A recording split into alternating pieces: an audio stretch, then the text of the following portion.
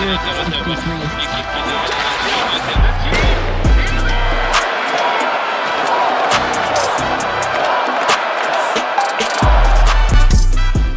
there, and welcome to this Hockey Inside Out Show bonus episode. I'm Stu Cowan of the Gazette, joined by my regular partners, Chris Nilan and Rick Green, former Canadiens teammates, winners of the 1986 Stanley Cup.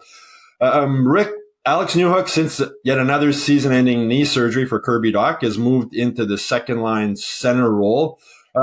What are your thoughts on him so far? Can the Canadiens get into the playoffs with him in that role? Seems to me that he's really happy to be back in that position. I mean, judging from what I've seen since he's been put there, he seems really committed to really doing the job. And he's skating so well. He's bringing a lot both ends of the ice, and very, very effective. And again, I was questioning him earlier on in the year, like a few guys, but him, I was just really worried about his overall game. And since he's been put into that spot, I think he's responded really well, and is showing that he's able to play at that position, and he's doing everything he can to put his best game out there. And I like what I see with him right now. Knuckles, Marty St. Louis talked a lot about how Newhook is teaching him how to use his speed, not just offensively, but defensively. You as a former winger, I guess when you have a center who has that kind of speed, it's a big help for the whole line. Yeah, there's no question. When you come through the middle with speed like that, you have to respect that center iceman, and to be able to, offense is one thing, but coming back defensively too, when, hopefully he's in that position of being that third guy high at times. You want those wingers in there coming up with the puck and getting it to him.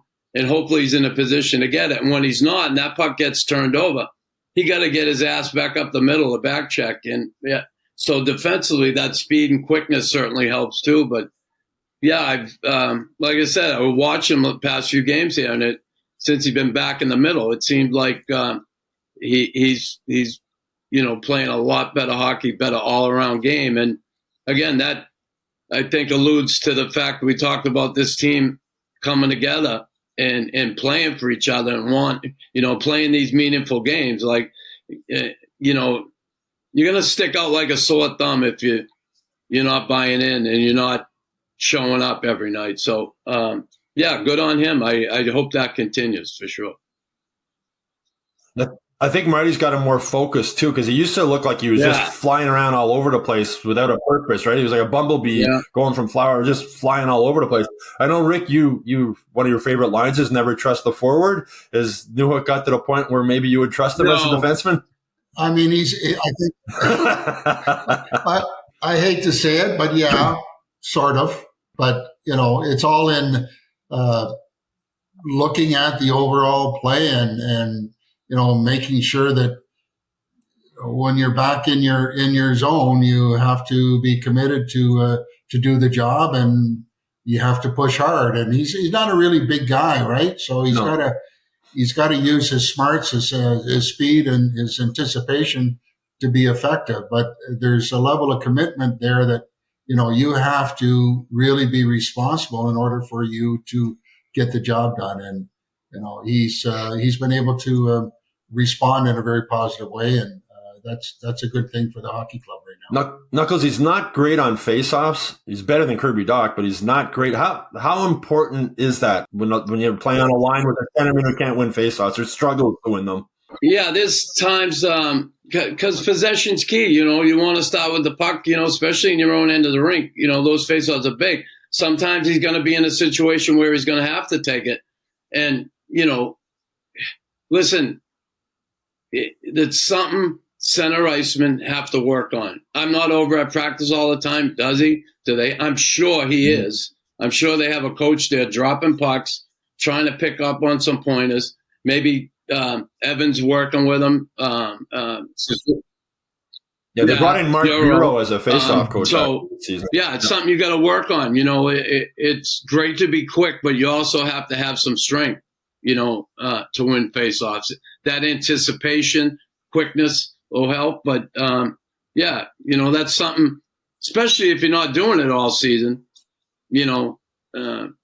all of a sudden you're thrown in there. It's like, you got to get guys' tendencies. You got to kind of know what certain guys do. You got to see how guys set up and be able to defend against that or go on offense against that. So, yeah, he's got to work at it. Yeah. No, Rick, if the Habs continue on this roll with Newhook at center and they get into the playoffs, and what do you do with Kirby Dach next season? Like, what's his future with this team? Obviously, a huge question mark as far as how well he's going to get repaired, and how long is he going to be able to, weather without having something else go wrong with him. So it's really unfortunate. And I'm sure they're doing a lot of head scratching to wonder where this is going to go, because it's major stuff that's happening.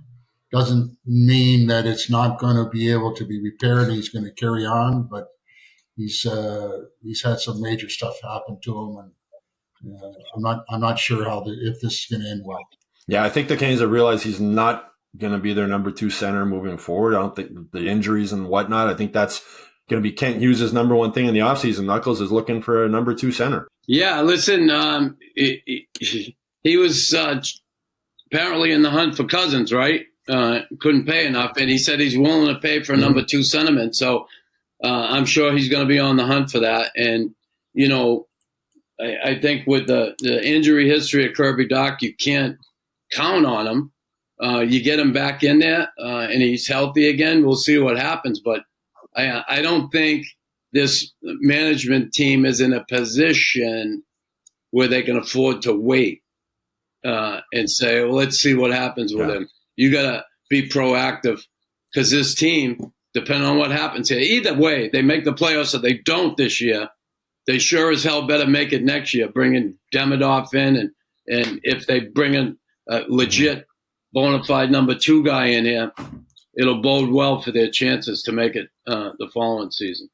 Yeah, I think Hughes was smart not to sacrifice a lot at this deadline to maybe get in the playoffs, get a second-line center. But, with Savard, Army, and Dvorak leaving, or most likely leaving as free agents, you won't get any players or prospects in return, but it opens up more than $11 million in cap space, along with all the draft picks and prospects whatnot that they have. I think Hughes is in a pretty good position this offseason to find that number 2 center and bring this team to another level. Anyway, that's it for this Hockey Inside Out Show bonus episode. I hope you all enjoyed it out there.